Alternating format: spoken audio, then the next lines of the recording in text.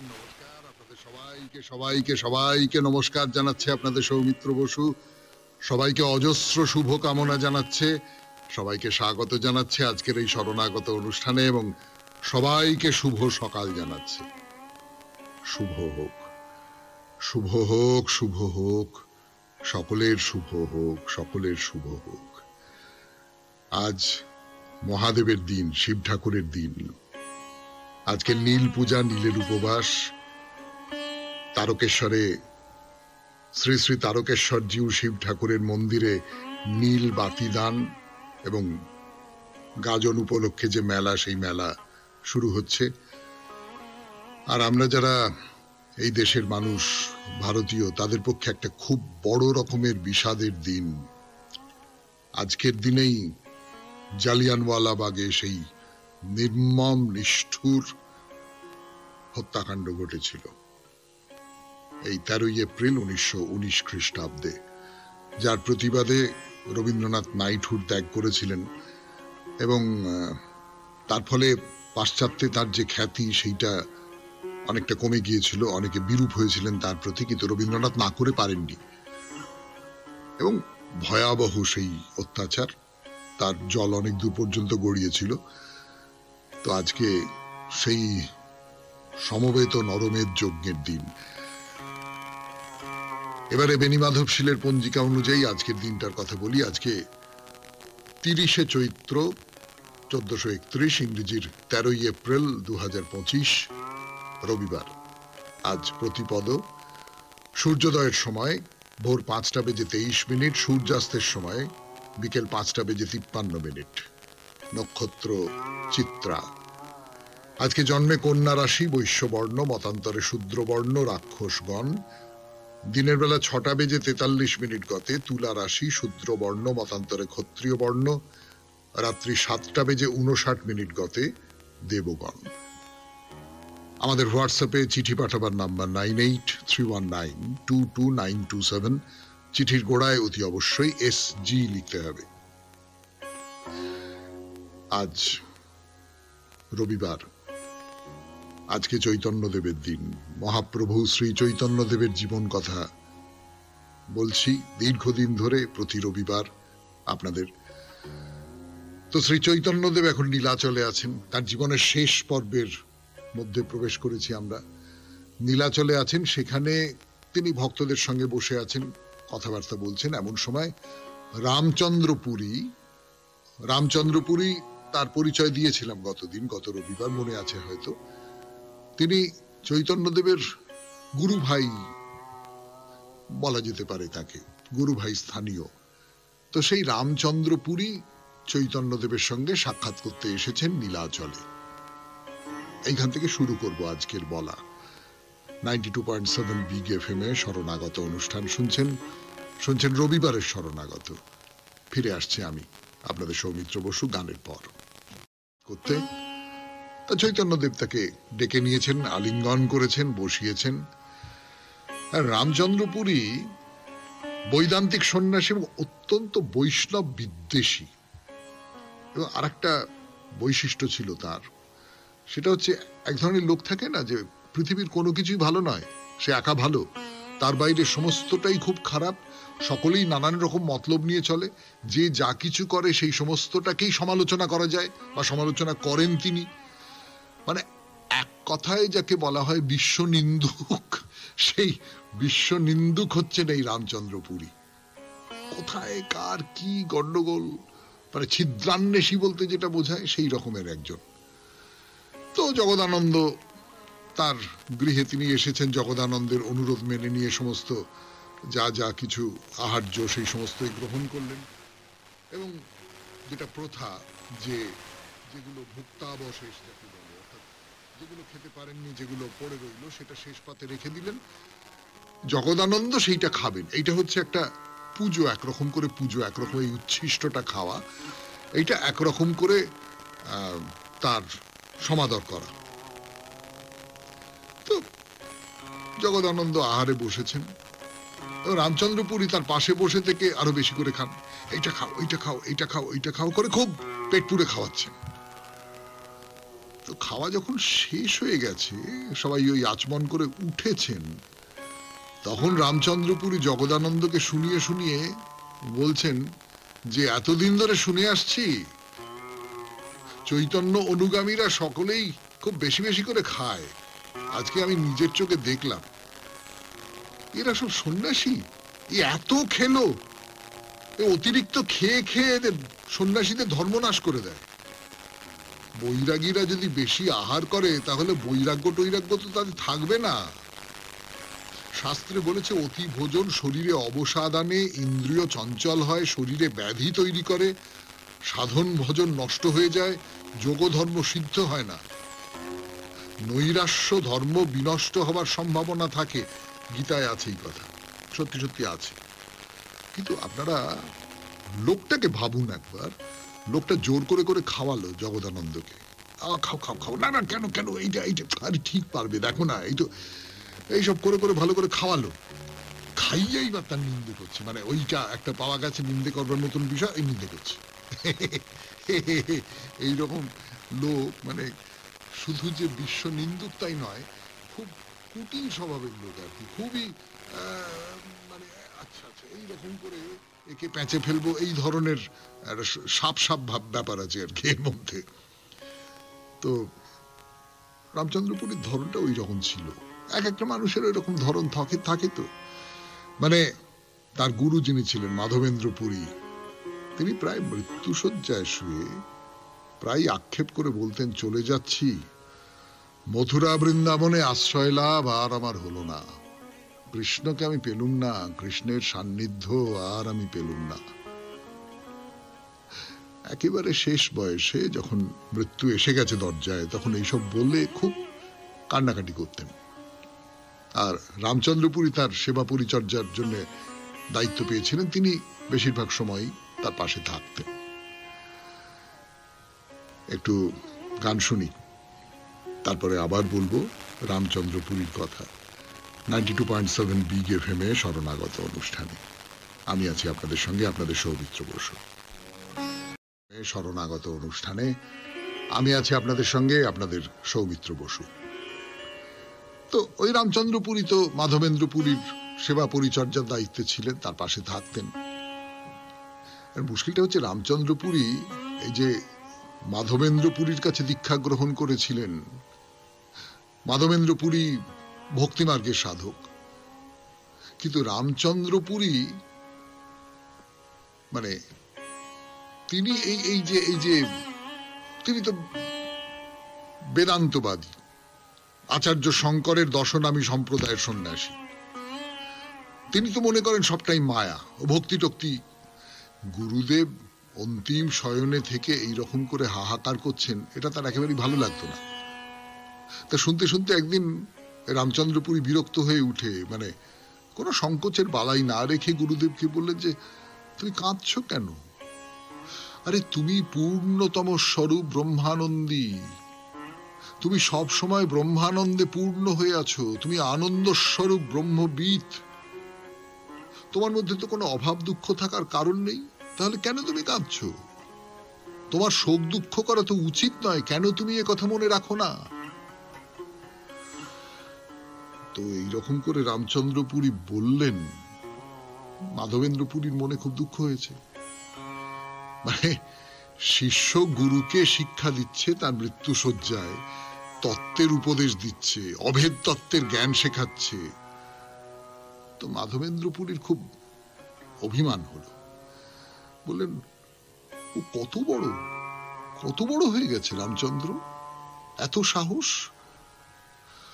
মাধবেন্দ্রপুরী নিজে উদীপী মঠে শঙ্কর মঠে দীক্ষা নিয়েছিলেন, কিন্তু তিনি আসলে ভক্তিভাবের মানুষ ছিলেন, ওই শুষ্ক জ্ঞানচর্চার লোক নন, ভক্তিভাবের মানুষ।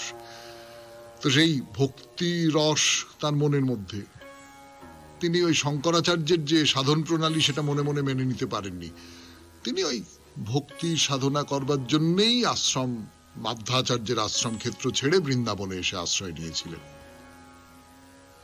ভক্তিবাদের তত্ত্ব দর্শনে বলা হয় যে ভক্তের সঙ্গে ভগবানের ভেদ আছে, ভক্ত আর ভগবান এক নন, তিনি ভগবানের অন্তরঙ্গ জীব। তিনি ভগবানের দাস। মাধবেন্দ্র পুরী সেই তত্ত্বেই বিশ্বাস করেন। শুনছেন মহাপ্রভু শ্রী চৈতন্যদেবের কথা এবং তার সূত্র ধরে মহাপ্রভুর সঙ্গে সম্পর্কিত আরো অনেকের কথা রবিবারের শরণাগত অনুষ্ঠানে 92.7 বিগ এফএম এ। ফিরে আসছি গানের পর। শরণাগত তো যেটা বলছিলাম, মাধবেন্দ্র পুরীকে তো রামচন্দ্র পুরী এই সমস্ত জ্ঞান ট্যান দিলেন।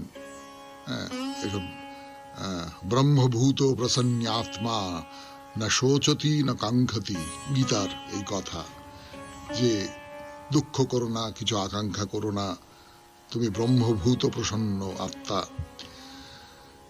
তো তিনি রামচন্দ্রকে বললেন যে তুমি দূর হয়ে যাও আমার সামনে থেকে, দূর হয়ে যাও। যে মূঢ় ব্যক্তি বলে জীব আর ভগবান সমান, সে পাষণ্ডী, তার মুখ দর্শন করে মৃত্যু হলে আমার অসদ্গতি হবে। আমি মথুরায় আশ্রয় পেলাম না, আমি কৃষ্ণের সান্নিধ্য পেলাম না, আমি দুঃখের জ্বালায় মরছি, তুমি আমাকে উপদেশ দিচ্ছ যে কাতর হইও না? মূর্খ, দুরাচার, শাস্ত্রের মর্ম বোঝো না, তুমি গুরুর মর্যাদা দিতে জানো না। তুমি যাও, তোমাকে আমার কোনো দরকার নেই, তুমি এখান থেকে চলে যাও, যাও যাও, চলে যাও। তো রামচন্দ্র পুরী, তারও তো খুব রাগ আছে, আমি একটা ভালো উপদেশ দিলাম গুরুকে, গুরু না শুনে আমাকে এরকম করে তাড়িয়ে দিল। তিনিও গুরুর আশ্রম ছেড়ে ত্যাগ করে চলে গেলেন। করে ঘুরে ঘুরে ঘুরে ঘুরে ঘুরে ঘুরে তীর্থ পর্যটন করে বেড়াচ্ছে, আর কোনো কাজ নেই, শুধু নানান জায়গায় যাচ্ছেন। সাধু সন্ন্যাসী দেখে লোকজন ভিড় করছে, তাদের তিনি নানান রকম সব উপদেশ দিচ্ছেন। ভক্তি, প্রেম এসব তার মধ্যে নেই, শুধু আচার আচরণ, বিচার বিধি এই সব নিয়ে মেতে আছেন আর কি। শুধু মনের মধ্যে মালিন্যের ছাপ পড়ছে, ফলে তার ভেতরে ভেতরে মাধবেন্দ্র পুরী এরকম করে বলেছেন, ভক্তিমার্গের সাধক তিনি এরকম করে বলেছেন, তাতে করে বৈষ্ণবদের ওপরই খুব রাগ হয়ে গেছে। এবং বৈষ্ণবদের নামে নিন্দে করা, বৈষ্ণবদের যদি কোনো ত্রুটি থাকে সেইটা খুঁজে বার করা, এই হয়ে দাঁড়িয়েছে রামচন্দ্র পুরীর মুখ্য কাজ। তো যাই হোক, মাধবেন্দ্র পুরী রামচন্দ্র পুরীকে আশ্রম থেকে তাড়িয়ে দিয়ে ঈশ্বরপুরীকে ডাকলেন, ডেকে বললেন যে তুমি আমার সেবা করবে, তুমি আমার পাশে থাকবে। আমি রামচন্দ্রকে তাড়িয়ে দিয়েছি। তো ঈশ্বরপুরী বলেন আমার পরম সৌভাগ্য, আমি নিশ্চয়ই আপনার সেবা কাজ করব বলে তিনি রামচন্দ্রপুরীর বদলে ঈশ্বরপুরী মাধবেন্দ্রপুরীর সেবা কাজ করছেন। সব সময় কৃষ্ণ নাম শোনাচ্ছেন, কৃষ্ণ লীলার কথা শোনাচ্ছেন, আর গুরুদেবও তাকে আশীর্বাদ করছেন, বলছেন কৃষ্ণে তোমার হউক প্রেমধন। মাধবেন্দ্রপুরীর শেষ দিন এইভাবে ঘনিয়ে আসছে। 92.7 বিগ এফএম এ রবিবারের শরণাগত শুনছেন। আমি আছি আপনাদের সঙ্গে, আপনাদের সৌমিত্র বসু। ফিরে আসছি বিগ এফএম এ শরণাগত অনুষ্ঠানে। বলছিলাম রামচন্দ্র পুরীর কথা, তার সূত্র ধরে চলে এলো মাধবেন্দ্র পুরী এবং ঈশ্বরপুরীর কথা। মাধবেন্দ্র পুরী তো রামচন্দ্র পুরীকে তাড়িয়ে দিলেন আশ্রম থেকে, ঈশ্বরপুরীকে নিযুক্ত করলেন তার সেবার কাজে। এবং ঈশ্বরপুরী একেবারে প্রাণ ঢেলে সেবা করা বলতে যেটা বোঝায়, সেই রকম করে তার গুরুর সেবা করেন। একেবারে শেষ বয়সে এসে, জীবন শেষ হয়ে আসছে, অন্তিম লগ্ন ঘনিয়ে আসা যাকে বলে, মাধবেন্দ্র পুরীর চোখ দুটো নিস্তেজ হয়ে পড়েছে, গলার স্বর শোনা যাচ্ছে না। ইশারায় ঈশ্বরপুরীকে কাছে ডেকে কিছু বলতে চাইছেন। তো ঈশ্বরপুরী তাড়াতাড়ি কাছে এসেছেন, একেবারে মুখের কাছে কানটা ঠেকিয়ে রেখেছেন। তো মাধবেন্দ্র পুরী বলছেন যে আমি দীন ও দয়াল নাথ হে, মথুরা নাথ বালো বল কাছে, মানে তোমার দর্শনে বঞ্চিত হয়ে আমার হৃদয় অস্থির হয়ে উঠেছে। হে প্রিয়তম, এখন আমি কি করব? এই প্রার্থনা করতে করতে করতে করতে চোখের পাতা দুটি বন্ধ হয়ে গেল, আর কয়েক ফোঁটা অশ্রু ঝরে পড়ল। মাধবেন্দ্র পুরী বৈকুণ্ঠ লোকে যাত্রা করলেন এবং গোটা জীবনের মধ্যে দিয়ে তিনি এই জগৎকে জানিয়ে গেলেন যে জীবের পরম পুরুষার্থ হচ্ছে কৃষ্ণ প্রেম, কৃষ্ণকে ভালোবাসা, কৃষ্ণকে ভক্তি করা, কৃষ্ণের প্রতি গভীরতম ব্যাকুলতা। জয় শ্রী মাধবেন্দ্র পুরী কৃষ্ণ প্রেমপুর, ভক্তি কল্পতরুতেই প্রথম অঙ্কুর। তিনি হচ্ছেন ভক্তি কল্পতরুর প্রথম অঙ্কুর। আর এই যাবার সময় ঈশ্বরপুরীকে দিয়ে গেলেন জীবনের সমস্ত সাধনার ফসল। ভক্তি প্রেমের যা কিছু উপলব্ধি তার মধ্যে ছিল, সেই সমস্ত কিছু তার হৃদয়ের মধ্যে দিয়ে দিলেন। আর সেই প্রেমাঙ্ক পুষ্ট করে তিনি আবার শ্রী চৈতন্যের হৃদয়ে প্রতিস্থাপন করে দিলেন। এই যে প্রেম, এই প্রেম আস্বাদন করেই চৈতন্যদেব একেবারে উন্মত্ত হয়ে উঠতেন। এবং নীলাচলের গম্ভীরায় যেখানে বসে চৈতন্যদেব তার সঙ্গী সাথীদের সঙ্গে কথা বলতেন, তাকে দেখা যেত সেই গম্ভীরায় এই যে ভালোবাসা, এই ভালোবাসার চরম যে রূপ, সেই রূপ প্রকাশিত হচ্ছিল, যেটা দেখে শ্রীরূপ গোস্বামী বলেছিলেন যে শ্রী চৈতন্য যে ভক্তিরত্ন প্রকাশ করলেন তা বেদ উপনিষদে নেই, ভগবানের অন্য কোনো পূর্ণ অবতারে প্রচারিত হয়নি। ভক্তিরসের আদি মাধবেন্দ্র সূত্রধার গৌরাঙ্গ ইহা কহিয়াছে বারবার। এই মাধবেন্দ্র পুরীর থেকে প্রেমরস চৈতন্যদেবের মধ্যে সঞ্চারিত হয়ে গেছে। শুনছেন রবিবারের শরণাগত, শ্রী চৈতন্যদেবের শরণাগত 92.7 বিগ FM এ আমি আছি আপনাদের সঙ্গে, আপনাদের সৌমিত্র বসু। ফিরে আসছি গানের উঠেই পড়লো, তখন সেই কথা নিয়েই বলা হোক বলা হোক বলা হোক। আমরা শ্রী চৈতন্যদেবকে নিয়ে কথা বলতে বসেছি এই রবিবারের শরণাগত অনুষ্ঠানে 92.7 বিগ FM এ। কিন্তু তার মানে এরকম একেবারে মুচলেকা লিখে দিইনি যে শুধু শ্রী চৈতন্যদেবকে নিয়েই কথা বলতে হবে। তার কথা বলতে বলতে, তার কথা শোনাতে শোনাতে আরো যে সমস্ত কথা চলে আসে। তিনি মূল জ্যোতি, কিন্তু সেই মূল জ্যোতির দিকে তাকিয়ে সেই জ্যোতি আরো চারপাশের যা কিছুকে আলোকিত করে তুলছে, সেই সমস্ত কিছু তার কথাও যতটুকু পারি তার কথাও বলি। যেমন মাধবেন্দ্র পুরীর কথা শোনাই আপনাদের। মাধবেন্দ্র পুরী কাশ্যপ গোত্রীয় বারেন্দ্র ব্রাহ্মণ, শ্রীহট্টে তার জন্ম। একেবারে ছোটবেলা থেকেই প্রভূত পরিমাণে পড়াশুনো করেন, ধর্মগ্রন্থ পাঠ করেন, শাস্ত্রগ্রন্থ পাঠ করেন, কিন্তু মন শান্ত হয় না, মন শান্ত হয় না কিছুতেই। মনে হলো না বেরিয়ে পড়ি, এই সংসারের মধ্যে থাকবো না, এই সংসারের মধ্যে কিছু নেই, অসার এই সংসার, বেরিয়ে পড়ি। তো বাপমা যা করেন সব ক্ষেত্রে যে না, ওকে সংসারে আটকে রাখতে হবে, ছেলে চলে যাবে, কি সংসার ছেড়ে চলে যাবে, হতে পারে না, বিয়ে দিয়ে দাও। তখনকার দিনে তো এই একটা খুব ওষুধ ছিল যাকে বলে চিকিৎসা, যে বিয়ে দিয়ে দাও, ছেলে যদি অন্যরকম হয়, সংসার বিরাগী হয়, তাহলে বিয়ে দিয়ে দাও।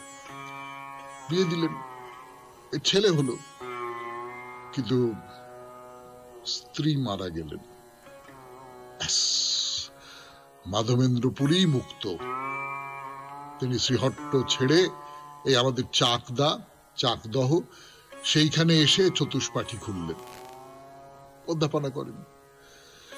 কিন্তু মনে কোনো তৃপ্তি আসে না,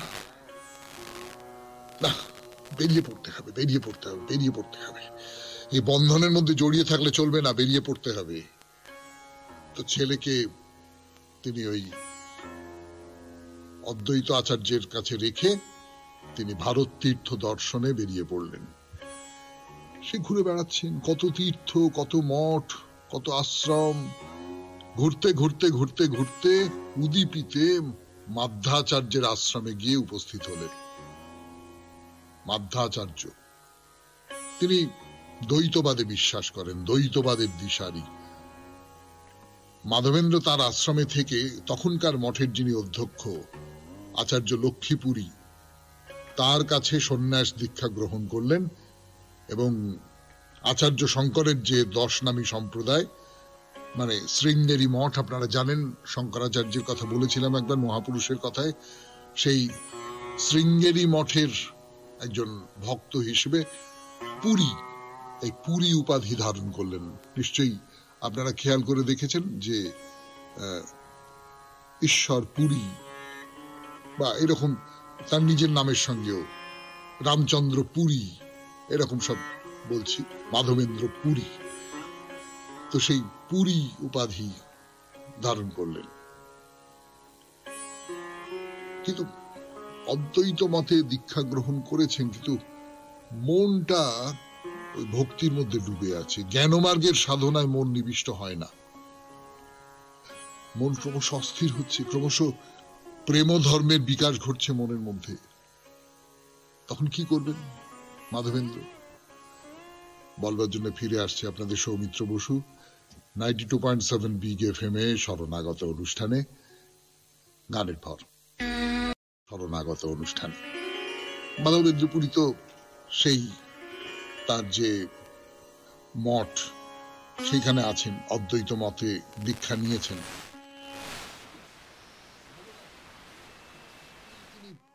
মনকে বশ বানাতে পারছেন না। উদীপীর মঠ থেকে বেরিয়ে পড়লেন, বেরিয়ে পড়ে অন্য জায়গায় ঘুরে বেড়াচ্ছেন। ক্রমে খ্যাতি বাড়ছে, খ্যাতি বাড়ছে। প্রথমে 19 জন ভক্ত শিষ্য ভারতের বিভিন্ন প্রান্তে মঠ আশ্রম স্থাপন করে তার যে মতাদর্শ, যে প্রেম ধর্ম, সেই প্রেম ধর্মের মত প্রচার করছেন। তার শিষ্যদের মধ্যে খুব উল্লেখযোগ্য রঙ্গপুরী, ঈশ্বরপুরী, পরমানন্দপুরী, ব্রহ্মানন্দপুরী, নিত্যানন্দ, অদ্বৈত আচার্য।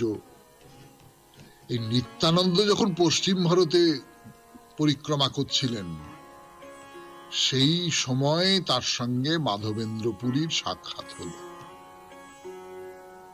নিত্যানন্দ এই মাধবেন্দ্র পুরীর মধ্যে যেন তার সমস্ত যে তীর্থ দর্শন, সেই তীর্থ দর্শনের ফল পেলেন। কবি কি বলছেন? বলছেন, নিত্যানন্দ বলে যত তীর্থ করিলাম, সম্যক তাহার ফল আজি পাইলাম। নয়নে দেখিনু মাধবেন্দ্র চরণ, এ প্রেম দেখিয়া ধন্য হইল জীবন। শুনছেন মহাপ্রভু শ্রী চৈতন্য দেবের কথা, আর তার সূত্র ধরে আরো অনেকের কথা, যেমন এখন শুনছেন মাধবেন্দ্র পুরীর কথা। আরো কথা বলবার জন্য আপনাদের সৌমিত্র বসু প্রস্তুত।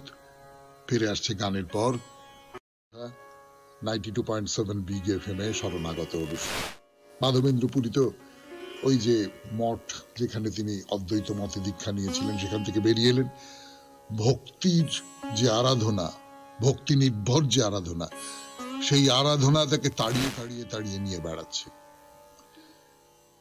তো শ্রী চৈতন্যদেবের জন্মের আগে মাধবেন্দ্র পুরী একসময় রঙ্গপুরীর সঙ্গে নীলাচল যাবার পথে বদ্বীপে জগন্নাথ মিশ্র, সেই জগন্নাথ মিশ্রের কাছে আতিথ্য স্বীকার করেছিলেন এবং সেখানে ভিক্ষাও নিয়েছিলেন। তিনি শ্রীবাস অদ্বৈতকে দীক্ষা দিয়েছিলেন, শ্রী চৈতন্যদেবের সঙ্গে তার দেখা হয়নি। তো তিনি উড়িষ্যার রেমুনায় গোপীনাথ দর্শন করে একেবারে প্রেমে আপ্লুত হয়ে পড়েন এবং নীলাচল থেকে ফিরে রেমুনায় থাকার সময় সেখানে শরীর ত্যাগ করেছিলেন।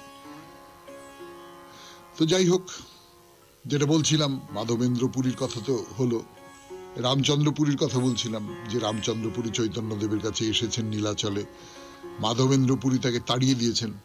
রামচন্দ্রপুরী নানান জায়গা ঘুরে ঘুরে ঘুরে ঘুরে ঘুরে ঘুরে নীলাচলে এসে মহাপ্রভুর কাছে আশ্রয় নিয়েছেন। তো মহাপ্রভুর সঙ্গে মেলামেশা করেন, একটা পণ্ডিত পণ্ডিত ভাব সব সময়, এবং সব ব্যাপারে খুব বিরক্ত। এ ধরনের লোক হয় না যে কোনোটাই খুব পছন্দ নয়, আমি তো, আমার কাছে কে কি, এরকম একটা হাব ভাব ধরন ধারণ। তো এইটা করা উচিত, এইটা করা উচিত নয়, এইটা সেই, এই সমস্ত। যখন বিভিন্ন মঠ আশ্রম তীর্থ সব ঘুরে বেড়াচ্ছেন, তখন কোথায় কার কাছে ভিক্ষা পাবেন, কোথায় কি খাবেন না খাবেন, তার কোনো কিছুরই কোনো ঠিক থাকতো না। কেউ নিমন্ত্রণ করলে ভালো কথা, নইলে কারোর বাড়িতে গিয়ে ভিক্ষে চাইলেন, হয়তো যা দিল তাই খেলেন। তো এই যে ভিক্ষা গ্রহণে গিয়ে, মানে যখন নীলাচলে এসেছেন, কে কোথায় কখন ভিক্ষা নিচ্ছেন, কতটা আহার গ্রহণ করছেন, বলেছিলাম আপনাদের যে বেশি খায় বেশি খায় এই সমস্ত করে খারাপ কথা রটাচ্ছেন, লুকিয়ে লুকিয়ে খবর জোগাড় করছেন, এইসব মানে কুচুটেপনা বলতে যেটা বোঝায়, সেই কুচুটেপনার একেবারে চরম নিদর্শন। মহাপ্রভু একটা নিয়ম করেছিলেন, যদি তাকে কেউ নিমন্ত্রণ করতেন তাহলে তাকে 4 পণ কড়ির আহার্য দিতে হতো, তার বেশি নয়। মানে 4 পণ কড়ি তখনকার দিনে, সেই দামের আহার তিনি গ্রহণ করবেন। কিন্তু সেই আহার্য থেকেও তিনি ছাড়া কাশীশ্বর, গোবিন্দ এই দুজনও খেতেন, মানে 3 জনে মিলে 4 পণ কড়ির খাবার খেতেন। অন্য কোথাও থেকেও যদি বলা হতো তার ভিক্ষা গ্রহণ করবার জন্য নিমন্ত্রণ করতো কেউ, তখন যারা ভিক্ষা দিচ্ছেন তাদের ওই যে খাবারের জন্য যে খরচা, সেই খরচাটা 4 পণ কড়ি দিতে হতো। 92.7 বিগ এফএম এ শুনছেন রবিবারের শরণাগত, শ্রী চৈতন্যদেবের শরণাগত। ফিরে আসছি গানের পর। প্রভু খুব ভালো করে জানেন, তার সামনেই তো হয় সমস্ত নিয়ে কথাবার্তা, তো বলেন তার সামনে রামচন্দ্র পুরী। কিন্তু কি হয়, গুরুর বন্ধু ছিলেন এক সময়, তাকে মুখের উপর ওই রকম করে কোনো কথা তো বলা যায় না। ফলে মহাপ্রভু একটু চুপ করেই থাকেন, খুব পাত্তা দেন না, এড়িয়ে যান, এরকম এটা করে। তাই রামচন্দ্রপুরী মহাপ্রভুর কুটিরে এসেছেন, এসে দেখেন মেঝেতে সার সার সার সার পিঁপড়ের দল ঘুরে বেড়াচ্ছে। কি হলো, পিঁপড়ের দল ঘুরে বেড়াচ্ছে কেন, ব্যাপারটা কি? কি হলো কি হলো কি হলো কি হলো? তো অনেক খোঁজাখুঁজি করছেন, কিছু বুঝতে পারছেন না। কিন্তু না না না, এতগুলো পিঁপড়ে ঘুরছে, নিশ্চয়ই এই মহাপ্রভুর ঘরে মিষ্টি টিষ্টি কিছু রেখে দিয়েছেন। চৈতন্যদেব মিষ্টি লুকিয়ে রেখে দিয়েছেন ঘরের মধ্যে, পিঁপড়ে সেই জন্যই ঢুকেছে সার বেঁধে। ব্যাস এই কথাটা চারপাশে বলে বেড়াচ্ছেন যে, আরে ভাই কি বলবো, শ্রী চৈতন্যদেব গো, তোমাদের মহাপ্রভু, তার ঘরে ওই কিছু একটা মিষ্টি টিষ্টি আছে আর কি, মানে ধরো একটু আখ আছে কি গুড় আছে, এই সমস্ত তো আছে, তার ফলে খুব পিঁপড়ের উপদ্রব হয়েছে। শ্রী চৈতন্য সে নাকি ত্যাগী পুরুষ, কিন্তু ওই মিষ্টি লুকিয়ে রেখে দেয়, লুকিয়ে লুকিয়ে মিষ্টি খায়। তো মহাপ্রভু শুনেছেন, তার কানে এসেছেন, কিন্তু কি বলবেন, গুরুর বন্ধু তো হাজার হোক, তাকে তো এরকম করে বলা যায় না। তা তিনি গোবিন্দকে ডাকলেন, ডেকে বললেন যে শোনো, যে একটা ছোট পাত্রে আমাকে জগন্নাথ দেবের প্রসাদ দেওয়া হয়, সেটা আজ থেকে তার 4 ভাগের 1 ভাগ পরিমাণ প্রসাদ আর 5 গন্ডার বেশি মূল্যের ব্যঞ্জন যেন দেওয়া না হয়। আমি এত বেশি আহার গ্রহণ করব না, আর যদি এই কথা না শোনা হয় তাহলে আমি নীলাচল ছেড়ে অন্য কোথাও চলে যাব। এরম একটা নির্দেশ দিলেন যে আরো ছোট করে দাও, যা প্রসাদ দেওয়া হয় তার 4 ভাগের 1 ভাগ পরিমাণ প্রসাদ দাও। তো এই নিষেধাজ্ঞার কথা গোবিন্দ মারফত সবাই শুনলেন, সবাই একটু ভয় পেয়ে গেলেন, এই কি হলো, এই রামচন্দ্রপুরী এই সমস্ত কথা রটাচ্ছে, তার ফলে এই সমস্ত হচ্ছে। 92.7 বিগ এফএম এ শুনছেন রবিবারের শরণাগত। বলছি রামচন্দ্রপুরীর কথা, কত রকমের মানুষ থাকে, এমনকি যারা সাধন ভজন করেন তাদের মধ্যেও কত রকমের মানুষ মিশে থাকেন। সেই অভিজ্ঞতাটা হচ্ছে আর কি এই মানুষটিকে দেখে। ফিরে আসছি একেবারে শেষ পর্বে, রবিবারের শরণাগতে। আমি আছি আপনাদের সঙ্গে, আপনাদের সৌমিত্র বসু। গান শেষ, কথা শুরু। 92.7 বিগ এফএম এ শরণাগত অনুষ্ঠান শুনছেন। রবিবারের শরণাগত। তো রামচন্দ্রপুরীতে এরকম সব রটিয়ে বেড়াচ্ছেন যে ওই তো চৈতন্যদেব নিজের ঘরের মধ্যে আখ রেখে দেয়, গুড় রেখে দেয়, লুকিয়ে লুকিয়ে খায়, নইলে পিঁপড়ে এলো থেকে বলো। তো মহাপ্রভু তার ফলে নিজের খাবারের ভাগ কমিয়ে দিয়েছেন, আর সকলে খুব চটে গেছে রামচন্দ্রপুরীর ওপর, খুব খুব রেগে গেছে। সকলে মিলে বলছে যে এরা পাষণ্ড, মহাপ্রভুকে অপমান করে, এর জন্য আমাদের সকলের জীবন নষ্ট হতে চলেছে।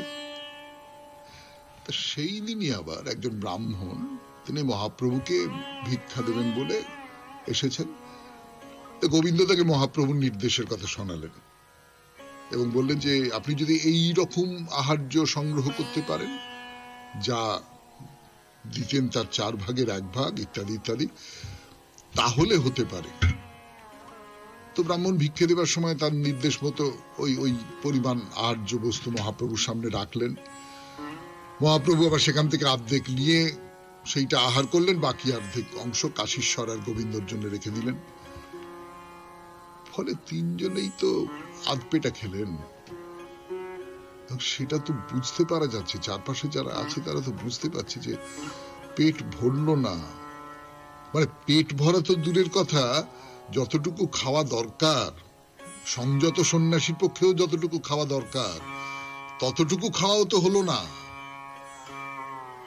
তো বাকি সকলে যারা ছিলেন তারা বললেন আমরাও খাবো না, আমরাও খাবো না। মহাপ্রভু যখন এইরকম করে অর্ধাহার করছেন তখন আমরাও খাবো না।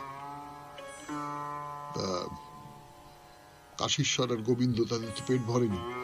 তো মহাপ্রভু বললেন তোমরা একটা কাজ করো, অন্য কোথাও গিয়ে ভিক্ষে সংগ্রহ করে খেয়ে নাও।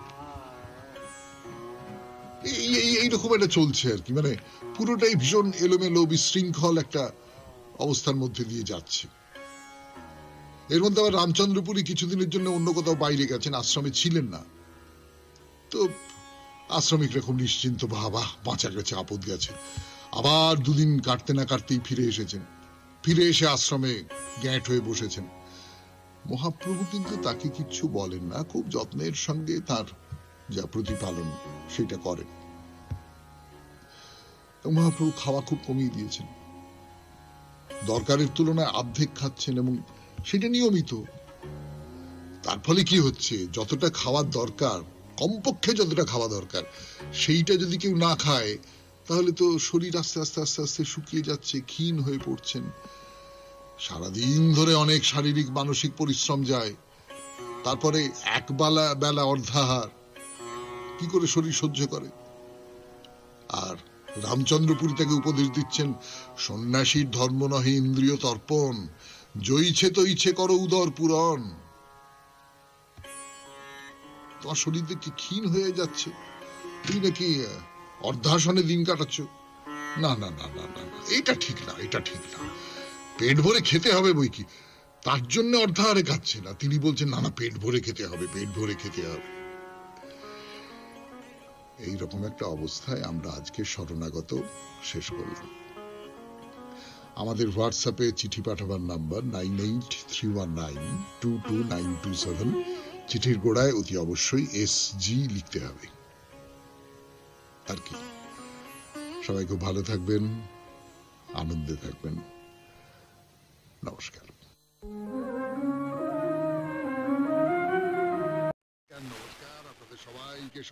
সবাইকে নমস্কার জানাচ্ছে আপনাদের সৌমিত্র বসু। সবাইকে অজস্র শুভ কামনা জানাচ্ছে, সবাইকে স্বাগত জানাচ্ছে আজকের এই শরণাগত অনুষ্ঠানে এবং সবাইকে শুভ সকাল জানাচ্ছে। শুভ হোক।